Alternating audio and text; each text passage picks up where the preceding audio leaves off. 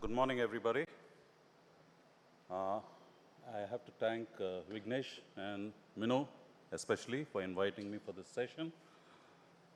Those are my financial disclosures. None, although I wish there were some. Anyway, that's the way it is. And when you come to hard brown cataracts, there are some challenges, obviously. And you can choose any technique that you are familiar with, but please be perfect in that technique. So there's no one technique over the other, okay? The most important thing is you should be experienced. You should have enough confidence to handle these cases. Please make sure you use copious amounts of OVD during the entire procedure and have a well-prepared eye. Don't have these small pupils and stuff like that and do, at least the beginners. My choice, of course, is direct vertical chops. And these are the potential complications. You know, you can either burn the cornea or you can go ahead and do the drop as well. Okay, so that's what you want to avoid. And this is what I say, always, always, always keep on putting OVD.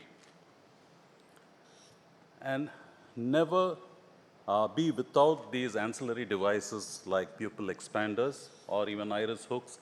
Always have them around. Put them as and when necessary. Anytime you need it, please go ahead and use them. Don't go ahead. See, look at the one on the left. I tried to do with a small pupil. It's a floppy iris, and look what I've done to the iris. All I needed to do was put in iris hooks in the beginning. And this also, when you have a very small rhexis, scallop it, make it larger, and make your life easier. And now coming to the actual, just for beginners, how you go. You have a good anesthesia, well-dilated pupil, good incisions. Always stay in the capsule no matter what. And I do a large rhexis. I always do a larger than needed rhexis in a hard cataract, minimal but effective hydrodissection. You don't need much hydrodissection.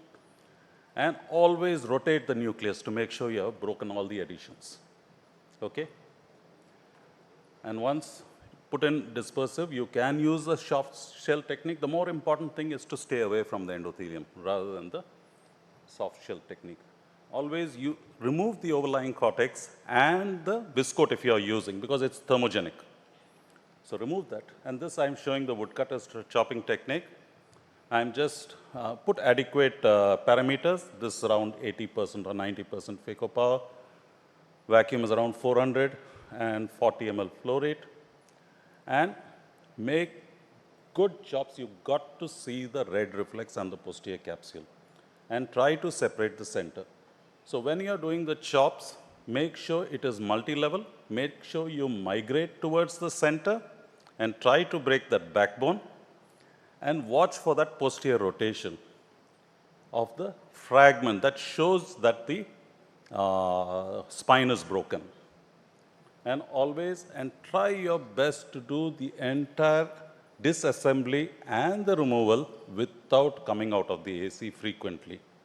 Because if you keep coming out, pupil will shut down on you and it becomes much more difficult. Always do a large number of segments. Don't try to take out large segments. Try to remove these segments from the apex. Okay, keep all in the bag. Don't come into the anterior chamber and Phaco. And as far as possible, stay at the iris diaphragm or below, whatever. Okay? And once you have done the removal of the segments, remember, these are very advanced cataracts, so when you remove the cortex, you may tend to become complacent. Don't do that. You can easily pull out the bag. So these are usually associated with loose zonules, so be careful when you're doing the cortex removal. And when you place the IOL also, remember you have done a large rhexis, so make sure that your IOL is within the bag. Okay? And it's up to you whether you want to use triamcinolone alone in these cases, because these are usually prolonged surgeries. It's up to you. Now, when the cataract is hard and brittle, it's very easy to do all this. You know, it's very easy. It just separates. You go to the apex. It doesn't matter how hard it is. You can bring it out. But what happens when it is hard and leathery, like all the cataracts that we see in these diabetics in India? So what I do after, see these, it's not separated. I just flip it over. Okay, it looks tough, it is not. If you have SICS skills, you can do it. And once you flip it over, just go with your Phaco group, zap it in the center, the whole thing separates. Because it's almost already separated anyway. It's just the center that is attached. And it comes off, that is real time. It just comes off so fast. So, but make sure you have enough OVD in the chamber. So this I did with 2 Sinskey hooks. You can also do the same technique using just your Phaco probe. So what you do is hang on to one segment, use foot control, keep on eating it till it flips over by itself, bringing the center to the Phaco probe. And the same mechanism again. So that's about these techniques that I use. And what are your options? Now I'm going to my next topic. When you have to abandon Phaco, what are your options?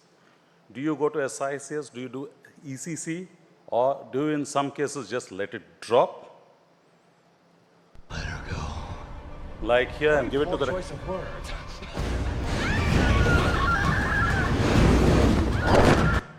And give it off to the retinal surgeon.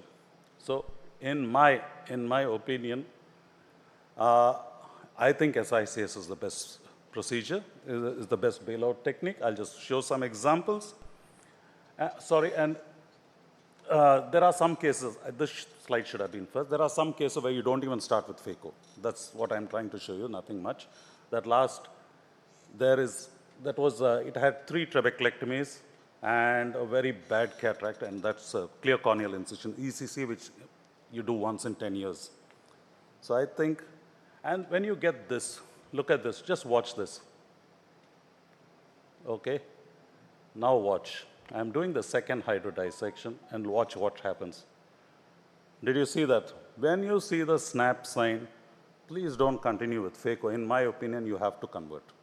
You don't know the state of the vitreous, you don't know the state of your PCR, how bad your PCR is, don't go ahead with Phaco. Just convert. And this is not an absolute indication for conversion, but I'm just showing it. It is probably the safest option when you get an Argentine flag. If the cataract is soft, you can go ahead with Phaco. You don't need to convert, but I'm just showing you a safe option. And so is this case, where did have an Argentine flag, scalloped it, went ahead with the Phaco, all went well, beautiful, put in the lens, thinking it's damn good. Next day, look, it's down there. So you can do the fancy Pac-Man technique and all these other things, but the best way to do an IOL exchange, I think, is just to put in a manual SICS incision. It's the safest. And put in your PMM lens. And this is another case, very hard cataract. It has extended inferiorly. Now, this is a very hard cataract. I didn't even bother. Went ahead, did a transconjunctival SICS, and removed it. Because in this case, if you do Phaco, the chances of you dropping the nucleus are very, very high. So just convert it to SICS, all good. And this is, of course, another hard cataract, almost similar. The rexus extended superiorly. When it extends superiorly, I don't usually convert. I went ahead, did the Phaco, but then thought there was something wrong. It was not going as I wanted. And when you convert at this time, it's a little more difficult to take out the pieces. So you need to do a lot of visco expression. And in fact, it had extended. So that was a good call. And here, this is a pseudo-exfoliation, very bad cataract, subluxate. I'm trying, nothing is happening. It had a recurrent pterygium also. I actually converted it and then realized, actually, I did not know. Actually, my handpiece had failed. The handpiece was not working. Nothing was happening, actually. And if I had kept on continuing, nothing would have happened other than burning the cornea or something else. So it is a very forgiving. And in fact, when I did the SICS, if you had noticed, I had actually had a superficial dissection. I just deepened the wound and did a deeper tunnel. So it's SICS, a very forgiving surgery. So it's safe, it's aesthetic, it's astigmatically almost comparable. And here's another phacolytic glaucoma. See, I'm trying, and the whole bag is coming. I'm not able to do the rexus. I put in a hook also to try and give some counter traction, no hope. So pulled out everything and put in a iris clip lens through an SICS incision. I mean, iris clip lenses are still controversial. I don't know, some people accept. I'm sort of starting to doubt them. Okay. And here, of course, I'm going ahead, went, till I realized there was a PCR behind. And I quickly converted, and this is, of course, an absolute need you have to convert. Okay. I did a posterior levitation with visco and then brought out the pieces, reconstructed it outside just to see if everything is in there, and it was in there. Okay. And the last one, I think. And here you can see this is a very hard cataract doing it, and watch the right side. Watch the fragment. It is going away. That's when I realized something is very wrong. Look how far away it's going. So converted, and sure as hell, there was a PCR. If I had continued, the whole nucleus would have gone down. And brought it out. So, in other words, SIC is a safe and smooth technique, aesthetic, fast and forgiving, elegant. So I think everybody should learn this technique whenever you need to abandon Phaco. Thank you so much. It is alive. Thank you, Sunil, for